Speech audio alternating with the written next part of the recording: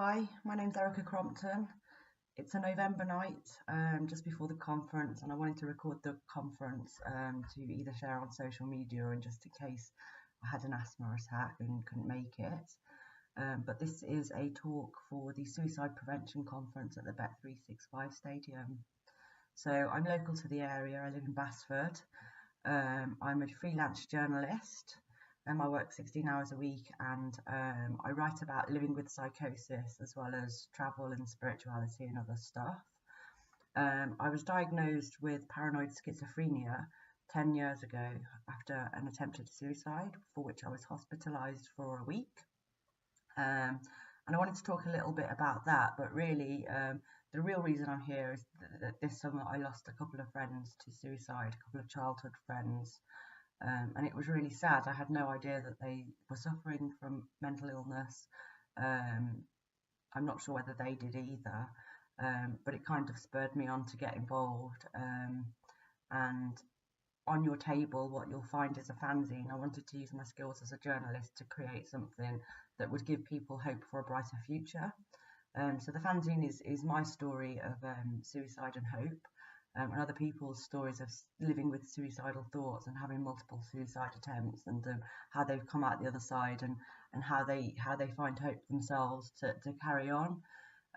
So there's also some sort of little pointers and sort of inspirational quotes from people that have been at Heartland Hospital and have walked that line of suicidal thoughts or suicidal attempts themselves. So I hope you like it.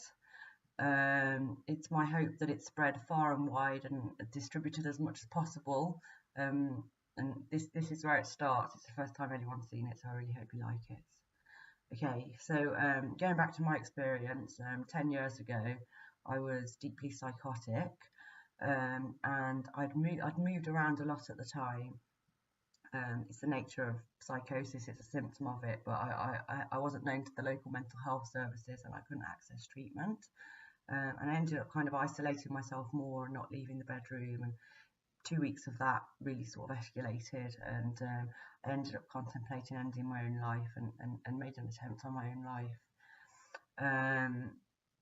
I called the emergency services. There was a few things that happened. I called the emergency services and they were great. They came within 10 minutes and whisked me off to hospital where I was for 3 days, and I was still kind of paranoid for months afterwards. That I didn't tell anyone for 3 days that I was in hospital because I thought I was a wanted criminal, was my psychotic delusion. So I didn't tell anybody. I thought they'd be ashamed to know me, this kind of criminal. But it was a terrible time, and not a day goes by where I don't feel lucky to have survived that suicide attempt. But I've been through a lot of counselling since. I've stabilised on medication and adhere to my care plan, and therapy is medication, that kind of thing. And that one of my therapists at Heartland Hospital, actually, she was really helpful in kind of bringing it to the fore that even during the worst time, it's not all bad. So, for instance, there were certain elements of hope during that time when I was trying to kill myself that I think could be amplified for next time, that I incorporate into my recovery plan today, such as occupation. Okay, so I had a job at the time and I struggled to maintain it. So there's 2 weeks that I was ill, I couldn't go into work. But I did have a really good job that I think starved off the suicide attempt. And it was something that I enjoyed doing, and I got on with the people, and it was nice, it was doing PR for a little indie band, and I still listen to their music now. It still kind of brings a lot of comfort to me, that it was kind of like a silver lining during that terrible time. I think also friendship. I mean, I talk about that job, but I also stayed in touch with my boss at the time. And his friendship just online, just casually on Facebook, has meant a lot to me, that someone was there with me during that time. And actually we met up for a coffee recently. It was kind of 10 years to the month of my suicide attempt, and we met up for coffee and we talked about what happened. We talked about where everyone that I'd worked with was now. And it was just really kind of meaningful to me to keep that friendship going, and that someone had been there for me during that time. So I think friendship's really important too. Um, yeah. So self-compassion was really important to me during that time. I mean, I remember when I was isolating myself, I'd kind of been out and bought a yoga DVD a few months before, and I was kind of doing yoga in my bedroom at home just to stay active and to kind of distract myself. I guess distraction techniques are really helpful when you've got psychosis, and I think for other mental illnesses too. But self-compassion was really good, and even just something as simple as a face mask and kind of having like a home spa and just sitting in the bath and treating myself quite nicely, I think starved off the attempt by quite a few days. And I still practice those as much as I can now to kind of aid my recovery. Spirituality, I had this really nice dream when I was poorly, and what it was that it was a dream where I was flying. I could actually fly in the dream, and it felt so real. But I was flying through the sky, hammering clouds out the sky with a glittery hammer.